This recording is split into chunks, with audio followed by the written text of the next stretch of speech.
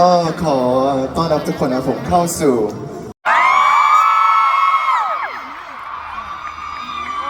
ในที่สุดวันนี้ก็มาถึงสักทีนะผมยังไงก็ขอต้อนรับทุกคนเข้าสู่ช่วงsound check นะครับผมก็วันนี้เดี๋ยวผมมีเตรียมเพลงมาให้ทุกคนในที่นี้ได้ฟังก่อนนะครับผมยังไงก็วันนี้เดี๋ยวเรามาสนุกเต็มที่ด้วยกันนะครับผมพร้อมไหมครับโอเคครับผมแล้วก็ผมว่านี่น่าจะเป็นsound check ที่มีคนเยอะที่สุดนะผมตอนนี้เรามีด้วยกันอยู่ประมาณ 25,000 คนนะครับผมโอเคนะครับถ้างั้นเดี๋ยวผมขอเริ่มจากเพลงแรกก่อนเลยนะครับผมแล้วเดี๋ยวผมจะเดินเช็คทุกที่ให้ทุกคนนะครับเป็นชดกุกจุดเสร็จ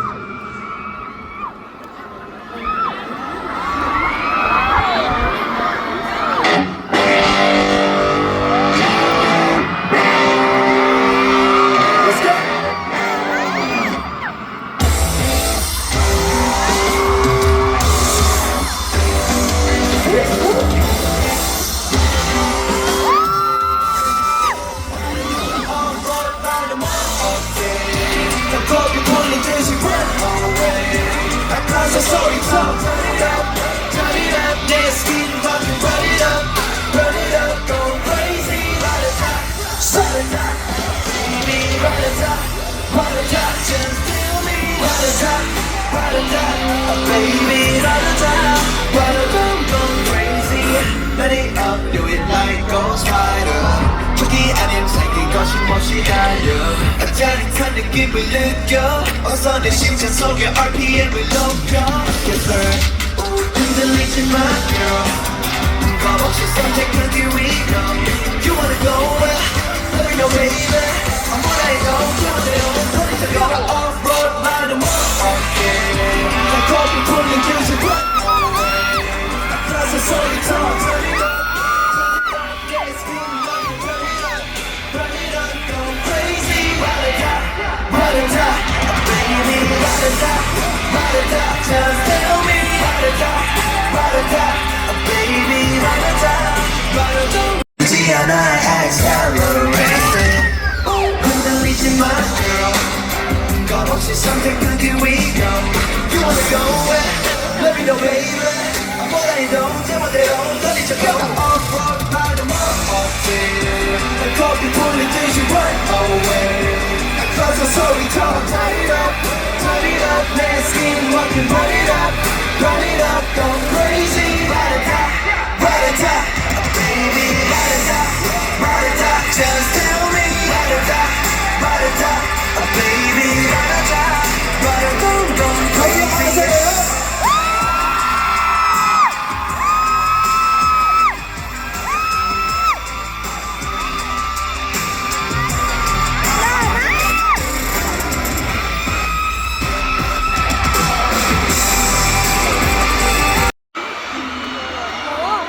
What is it?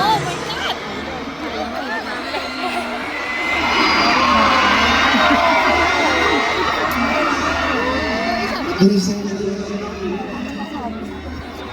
That's it. Didn't need no introduction, shining like a star, first you know you are, the brightest in the room, yes I'm parallel, trying to hold my emotion, but it flows, no eruption, no hesitation, just motivation, can't let you go, dancing, don't stop, keep on dancing, girl I wanna know the action, fight forward and advance.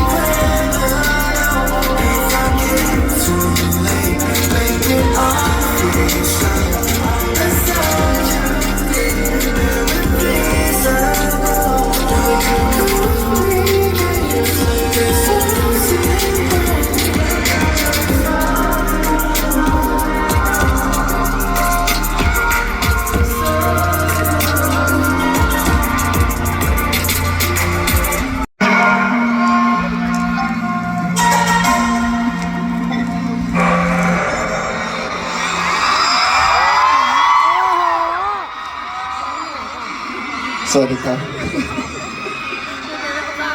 อ๋อสวัสดีครับทุกคนเห็นชัดโอเคนะครับโอเคนะผมขอบคุณมากครับเช็คใช่ไหมครับผมอยากให้ทุกคนเนี่ยช่วยเช็คซาวด์ด้วยนะครับคนที่อยู่ชั้น2ชั้น1เสียงไปถึงโอเคไหมครับเสียงได้ยินชัดนะครับผมได้ยินชัดนะครับตอนนี้ชั้น3เขาไม่ได้เข้ามาต้องเรียกว่าอะไรเดียวพี่ปลาสวายโอเคไหมครับได้ยินเพลงได้ยินชัดนะครับผมชัดโอเคฝั่งนี้ก็ชัดนะครับโอเคครับผมโอเคเดี๋ยวเดินไปตรงข้างในอีกทีนึงครับผมอันไหนๆก็ไหนแล้วเอาอีกสักเพลงหนึงดีไหมครับ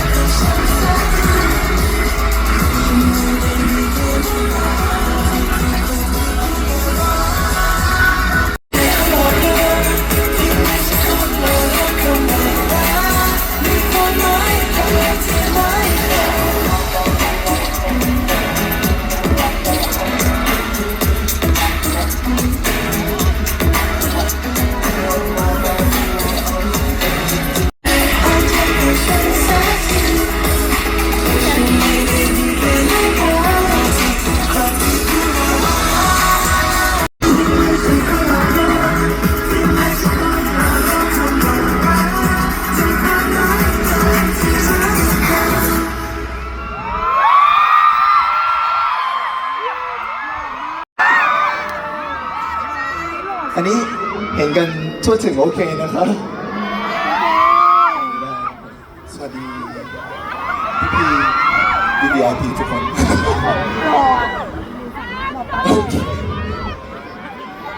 ทุกคนกินข้าวอะไรเรียบร้อยแล้วนะครับผมทำไมถามที่ไรบอกยังตลอดเลยวันนี้จริงๆมันอากาศร้อนด้วยประมาณนี้นะครับแต่ว่าไม่ต้องห่วงกับมันไม่ได้เปียกว่างจนแบบเหมือนสงกรานต์ขนาดนั้นครับผมอาจจะแบบว่าเปียกเหมือนฝนตกประมาณนี้ครับนะครับไม่ถึงขั้นสาดนะครับผมแล้วก็เรื่องเปียกเนี่ยก็เรียกว่าอะไรดีครับผมเพราะว่าไม่อยากให้แบบว่าแบบรู้สึกตัวเหนียวกันตั้งแต่แรกเนาะก็เลยผมจะเรื่องเปียกๆเนี่ยมันจะอยู่ประมาณท้ายๆคอนเสิร์ตนะครับผมเพราะฉะนั้นทุกคนไม่ต้องเป็นห่วงเรื่องเปียกนะครับเดี๋ยวผมยังไงพวกเราเนี่ยปรับแบบว่าใช้มิ่งอะไรมาเรียบร้อยแล้วก็ดูแบบสบายใจได้เลยครับผมไม่ต้องห่วงเรื่องเปียกมากนะครับจริงๆวันนี้นะครับผมมีหลายๆคนมาจากต่างประเทศด้วยนะครับผมขอพูดภาษาอังกฤษนิดนึงได้ไหมครับผมได้ Alright I know they have a lot of international fans here so I see Mexico Hi Mexico Here's Mexico's video thank you for come all the way Welcome to Thailand ทุกคนพร้อมครับ Welcome to Thailand Thank you and I know you I saw you in Frankfurt right Huh China 你好中国的鸟宝宝们谢谢你们啊 And we got Germany over there Alright welcome to Thailand too โอเคครับผมถ้างั้นเดี๋ยวผมขอซ้อมอีกเพลงหนึ่งนะผมเพลงสุดท้ายแล้วเดี๋ยว เดี๋ยวให้ทุกคนเนี่ยเตรียมตัวเดี๋ยวผมกลับเข้าไปเตรียมตัวนะผมเดี๋ยวเราเจอกันอีกทีตอนโชว์1 ทุ่มนะครับผมเพลงต่อไปครับเดี๋ยวให้ทุกคนเลือกเลยครับอีทิปปี้โชทิปปี้โช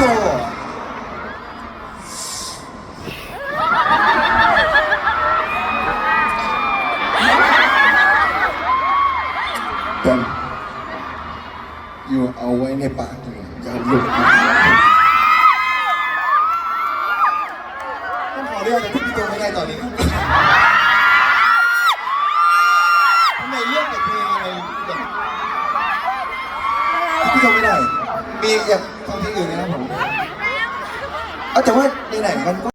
ลองฟังที่พี่โจเวอร์ชันใหม่2 รอบดีไหมถ้าอยากฟังที่พี่โจเสียงไหมครับผม진짜 어쩔 수 없는 것 같아요. 그냥 하루밖에 안 하니까 TV쇼 한번 하겠습니다. 뭔가 좀 너나 비슷하네. 마감 오케이 TV쇼 let's go.